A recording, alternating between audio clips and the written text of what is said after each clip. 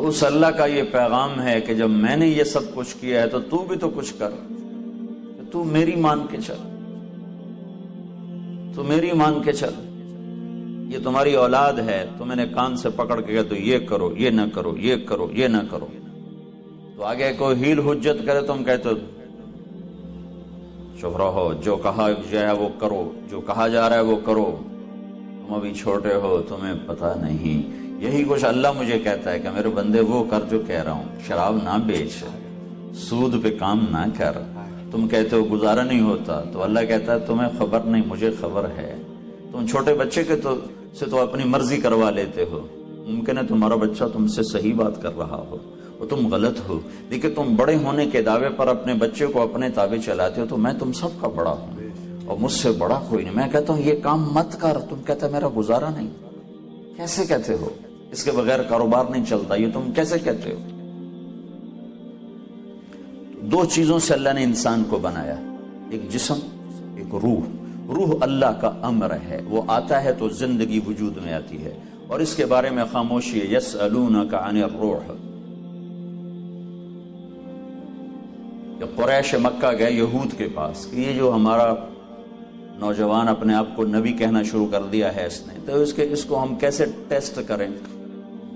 تو یہودیوں نے کہا اس سے 3 سوال کرو، پوچھو ذوالقرنین کون ہے، پوچھو اصحاب کہف کون ہیں، پوچھو روح کیا ہے۔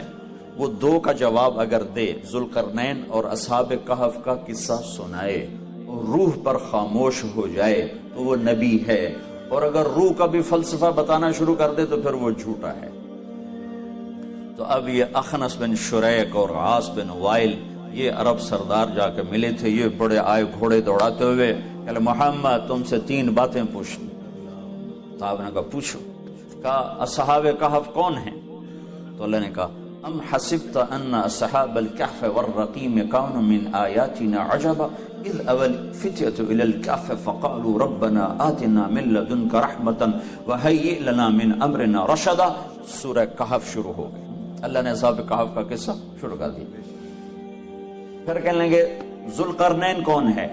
تو اللہ تعالیٰ نے اتارا یسألونک عن ذی القرنین قل سأتلو علیکم منہ ذکرا انا مکننا له فی الارض وآتیناہ من کل شیء سببا فاتبع سببا۔ میں تمہیں ذوالقرنین کا قصہ سناتا ہوں، وہ سارا سنا دیا۔ پھر پوچھا روح کیا ہے، روح کیا؟ اب وہ سارے منتظر ہیں کہ اب یہ روح پر بھی کوئی تقریر کرے گا۔ روح وہ تو ما ینطق عن الہوی، میرا نبی خود تو بولتا ہی نہیں تھا، وہ بولتا تھا جو اللہ بلواتا تھا۔ ایک صحابی کہنے لگے یا رسول اللہ، عبداللہ بن عمر، میں آپ کی باتیں لکھا کرتا ہوں، کبھی کبھی آپ غصے میں ہوتے ہیں، اس وقت بھی لکھا کرو۔ انہوں نے یوں سوچا کہ جیسے ہم غصے میں اوپر نیچے ہو جاتے ہیں، تو اللہ کا نبی غصے میں، کیا اللہ کا نبی غصے میں بھی صحیح بات کرتا ہے؟ یہ ان کو دھوکہ لگ گیا۔ تو یا رسول اللہ آپ غصے میں ہوتے ہیں، اس وقت بھی میں لکھا کروں؟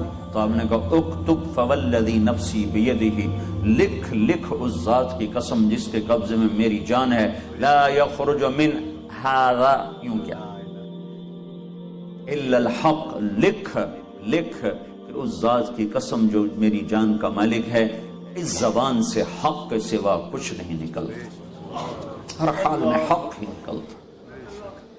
یسألون، روح کیا ہے محمد؟ تو آپ نے کہا، تو اللہ نے کہا یسألونک عن الروح، یہ پوچھتے ہیں یسألونک عن ذی القرنین قل سأتلو علیکم منہ ذکرا۔ یہ کہتے ہیں ذوالقرنین کا سن، یہ کہانی ہے ذوالقرنین کی۔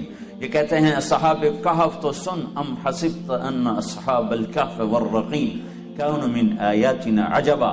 اب یہ کہتے ہیں روح کیا ہے؟ یسألونک عن الروح قل الروح من امر ربی وما اوتیتم من العلم الا قلیلا۔ ختم۔ یہ کہتے ہیں روح کیا ہے؟ تو آپ ان سے کہیے کہ روح میرے اللہ کا امر ہے اور تمہیں بہت تھوڑا علم